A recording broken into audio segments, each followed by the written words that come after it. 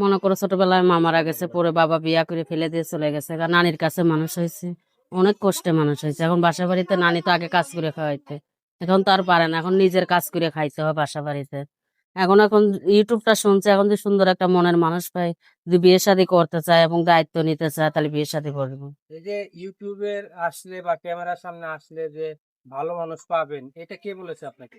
এখন ভাগ্যের কথা ভাই, এটা হলো ভাগ্যে, ভালো আর খারাপ তো কেউ দেখে কারোর বুঝতে পারবে না। এখন যে কর্মে থাকে তাহলে পাবো, আর না থাকলে সেটা তো আর কিছু করার নেই। আপনার বিয়ে হয়েছে? না, বিয়ে হয়নি। না, বয়স? 22 বছর। 22 বছর। পড়াশোনা করেছেন? না, পড়াশোনা করিনি, এমনি নাম টাম লিখতে পারি। এমনি নাম লিখতে পারেন? হুম। আচ্ছা, তাহলে এখন আপনি কি করছেন? এখন মানুষের বাড়িতে কাজ করি। মানুষের বাড়িতে কাজ হ্যাঁ, করছেন? মানুষের বাড়িতে কাজ করেন, এই কত টাকা পান?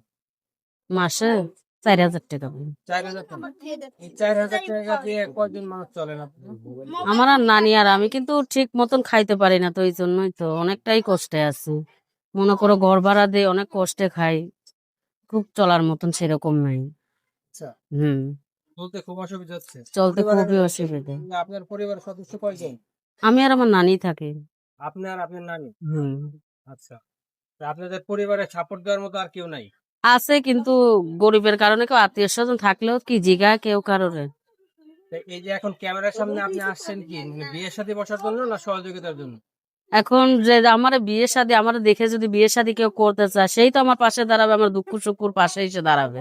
আমি সেই রকমটাই চাই। তাহলে আর আপনার সহযোগিতার দরকার না, নেই। সহযোগিতা কেন, সে যদি আমার ভালোবেসে দেখবেই তো আমার যে আমার কিছু নাই, সে যদি আমার পাশে দাঁড়ায় এসে যে বলবে তার কিছু নাই, তার দায়িত্বটা মিললেই সে একটু সুন্দরভাবে চলুক, সে তো আমার দেখেই আমার ফোনটা দেবে। আমি ওইটুকুই চাই। আপনার বয়স তো এখন 22 বছর।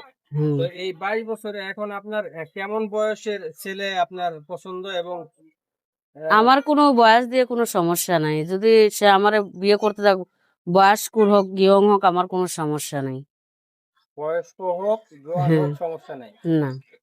এখন বয়স্ক যদি মনে করেন যে আপনার তো 22 বছর, এখন যদি হুম। 70 বছরের এক বুড়োটা আপনাকে পছন্দ করে, এখন সে যদি আমার ভালো রাখতে চায়, ভালো পড়াইতে চায়, খাওয়াইতে চায়, তাহলে সেই রকম দেখলে তার কাছে বিয়ে বসতেও পারি।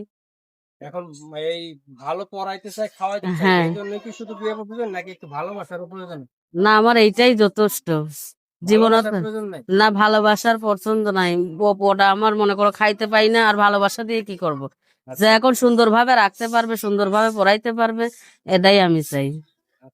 না, মেয়েরা তো আসলে অনেকটাই আমরা জানি যে মেয়েরা নাকি একটু ভালোবাসা পেলেই আর কোনো কিছু দরকার হয় না। সেটা বড় লোক হইলে হতে পারত, আমরা তো দুঃখ সুখুর মানুষ, যে অনেকটা কষ্টে গিয়ে ছোটবেলা থেকে বড় হয়েছে। এখন যদি একটু সুখের দেখা পাই তাহলে সেরকম মানুষ দেখলে বিয়ে শাদী বসে যাবো, কোনো সমস্যা নেই। তো এই যে আমাদের এই ভিডিও দেশ এবং দেশের বাইরে থেকে দেখবে, যদি কোনো ভাই আপনাকে পছন্দ করে, হুম। যদি আপনার সাথে যোগাযোগ করতে চায়, তাহলে সেক্ষেত্রে যোগাযোগের ব্যবস্থা। আমি আমার নাম্বার দেবো, মোবাইল নাম্বার। মোবাইল নাম্বার আছে? হ্যাঁ। বলতে পারেন নাম্বার? না, বলতে পারবো না, তো ওখানে লেখো। আমরা বলে দেব। হ্যাঁ, বলে দেবো। আহ, আপু, আপনার নামটা? বর্ষা। বর্ষা। প্রিয় দর্শক, আপনারা এই বর্ষার সাথে যদি যোগাযোগ করতে চান, তাহলে এই ফোন নাম্বারে উদ্দেশ্যে আপনার কিছু বলার আছে?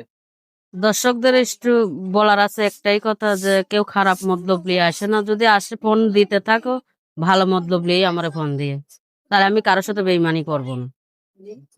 ঠিক আছে, ভালো থাকবেন। আসসালামু আলাইকুম। ওয়ালাইকুম সালাম।